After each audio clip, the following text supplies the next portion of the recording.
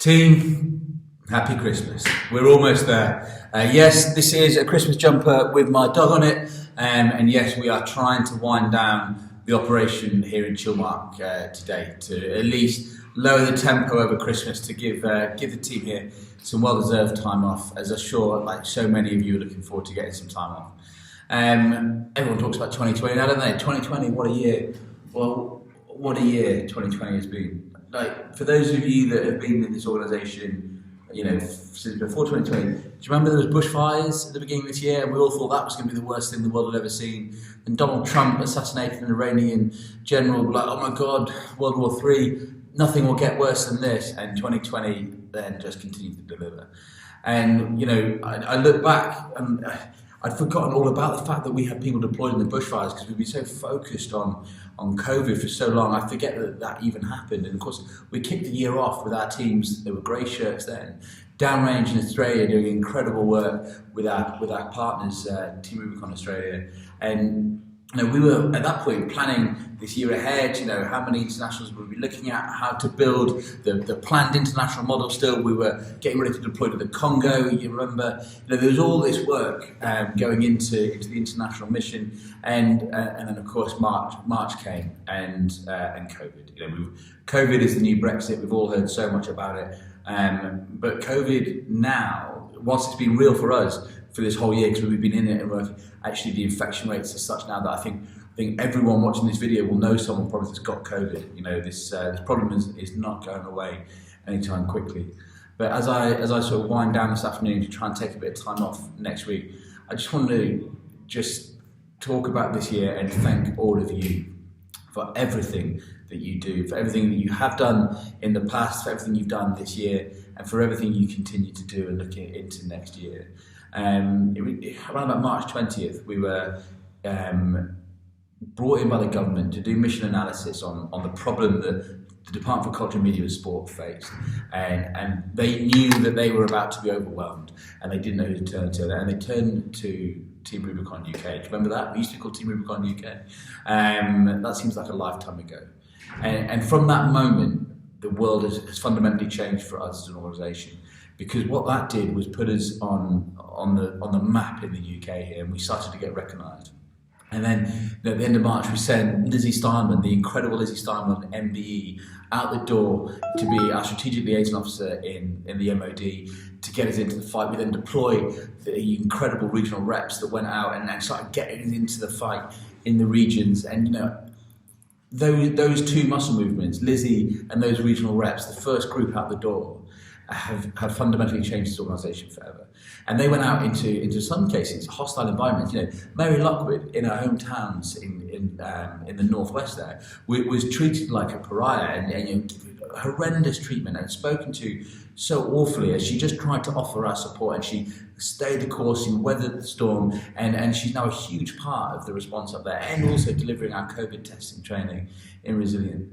The work they did to get us into the military liaison officers, to get us into the local resilience forums, to get us into the communities so we could then start deploying our responders was remarkable. And they were deployed for 100 straight days, some of them, you know, just constantly at it, all on a voluntary basis, all from home or from hotel rooms or from Airbnbs.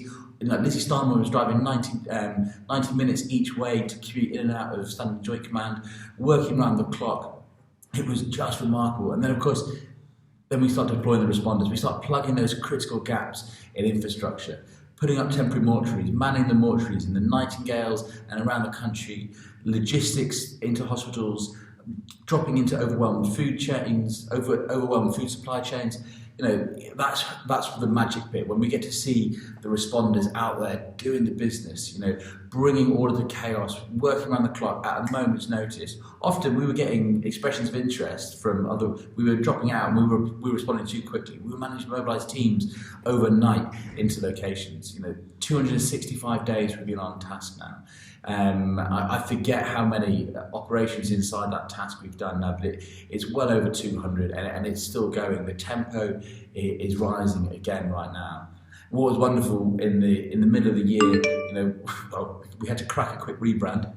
That's no mean feat. So we crack a quick rebrand and then we react. But to watch Lizzie Starman and Paul Taylor, both incredible people, both incredible humanitarians, get recognised with the MBE, it's so thoroughly deserved. And what's wonderful is to see that this organisation can now be recognised through them, and all of the work that you do gets recognised through them was absolutely just wonderful, absolutely wonderful. And then through the chaos of the pandemic response, the rebrand, we launched Resilient. We've built a business out of the dust, which is now delivering, projected multi-million pounds a year, which is all going to go into funding React and the charity's mission. Paul Taylor came in as a volunteer. He deployed into the regional network as a volunteer. He then applied to become the training director, got that job. He was a fantastic candidate amongst a really strong pool of about 100 people. And then within minutes of dropping onto the position, we're like, actually, Paul, I need you to go and do this. And he's gone and he's built Resilient off its bootstraps with no investment, with nothing, and landed the first contract providing COVID testing to Babcock. Some of you have been involved in that, and that money that raised is what's kept React solvent and in the fight. And the projections for Resilient are fantastic, and what it can do for the charity in terms of funding its charity mission. Without Resilient, we'd be in a really tough space right now, a really, really tough space. And it's just incredible to think that the team here just built that out of the dust in a matter of weeks, and it's now rocking and rolling with this great business plan ahead, and we can really now start to look at React and Resilient, how they fit together properly to build this world-class humanitarian mission, because our biggest problem with delivering new has always been being able to afford to do enough, and of course that's now hopefully changing. And I look again at the work you've all done and the credibility that you've all brought to the voluntary sector. When the local resilience forums, it's gold and silver client level, they hear volunteer, they think of these cardigan wearers, sandals over their socks, and what we're sending is you, this really credible, robust, highly experienced responder into situations where other people can't maybe bring a solution, and you're bringing a solution. I've used it so many times before, the analogy or the parallel between what you do and the RNLI. We're sending volunteers only in the fact that you don't get paid, but actually you're some of the most professional people in the business, and that has run out across the UK through this response, and the feedback we get is amazing. And to see now the Red Cross and Fair Share UK and Volunteering Matters and all some of St John's Ambulance, the biggest charities in the UK, or in this space anyway, coming to us now for support, for expertise, for advice. Ben Lampard, the team down there, there's only 3 in the ops team, and they have done the most remarkable job this year.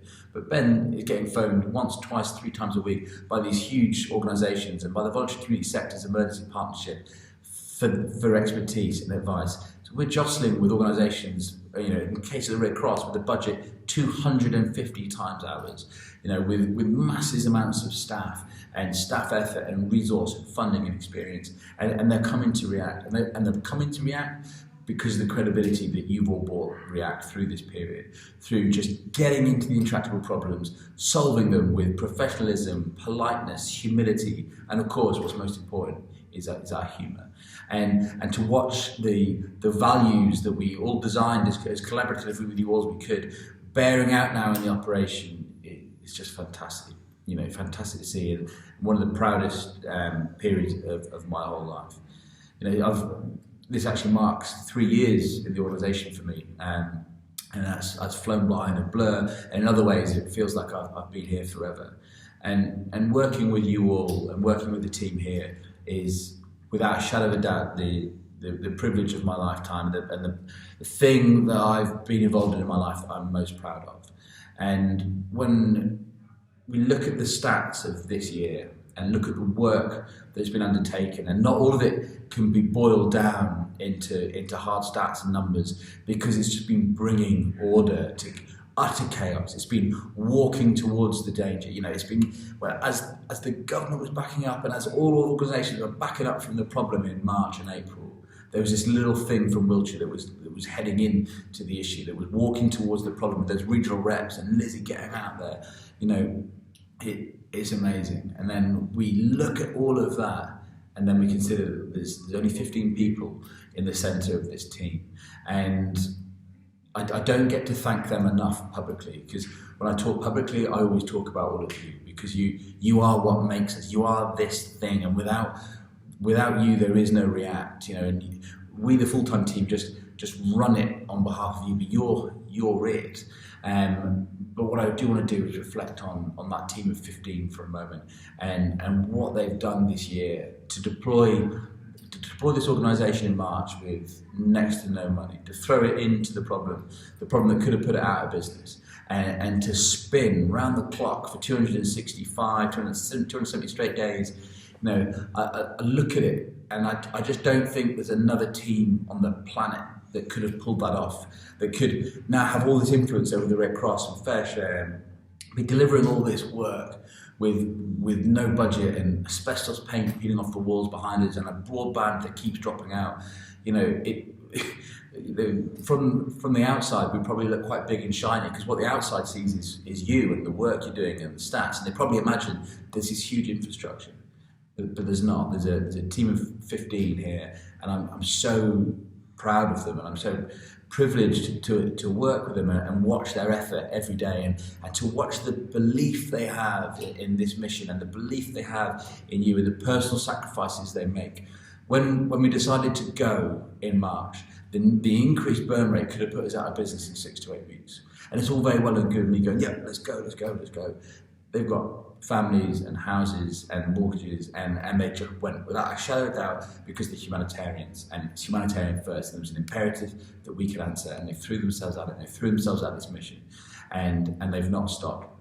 And they're not going to be able to stop over Christmas. We are going to drop the tempo right down, and we're going to go onto a rota to try and get ourselves enough break, but they're all going to be at it, and they won't stop until the job is done, because that's the way they are. And I want to take a moment, at the end of the year, to thank the full-time team here, and just so that give you a flavour of how proud I am of them, as I am of you always.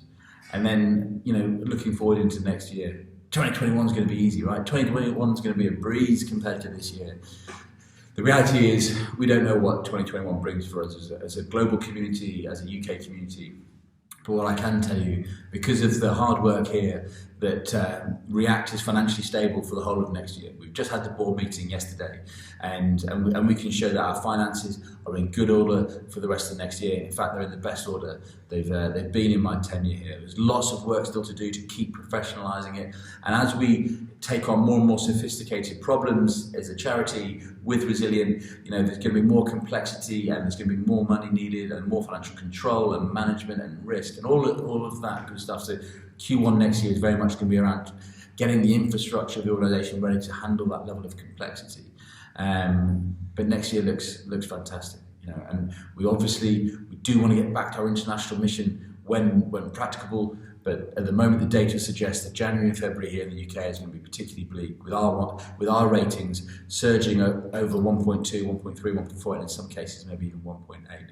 So I have no doubt that we, as a team, us, will be incredibly busy through Q1, Q2 next year, still responding to COVID, but we are getting our eyes up to where that international mission is. I feel so utterly thankful that nothing happened in the Bahamas, BVI or Mozambique or any of those places that we've operated in, Indonesia, that nothing happened there this year, because they are still so fragile from previous disasters, and the international disaster community just wouldn't have been able to get there. And I'm just so grateful that nothing happened this year, and that we will do everything we can to be ready for next year. So that's it. I just wanted to say thank you so much for everything you have done this year, for the most incredible dedication to this charity and to your country. You've walked towards danger all year. You've helped communities in some of the darkest times of their life, in a time when the whole country feels an anxiety that it probably hasn't felt for generations. And there's this little thing called React that's just kept throwing itself into the problem, and kept bringing some of the most credible people in this space into the problem to solve it. And I hope that you all have the most fantastic Christmas and that you get to spend as much time digitally or safely in person with your friends and family as you can. And just know that I love this organisation and I love all of you and what you do. And this has been an incredibly tough and incredibly proud year for all of us involved. And all of that comes to you. So from me, from the team here, and indeed from all of the communities around the UK that you've helped, thank you so much. Have a fantastic Christmas, team. I can't wait to get after it with you again in January, or heaven forbid, over Christmas. But stay safe. See you soon. Bye, team.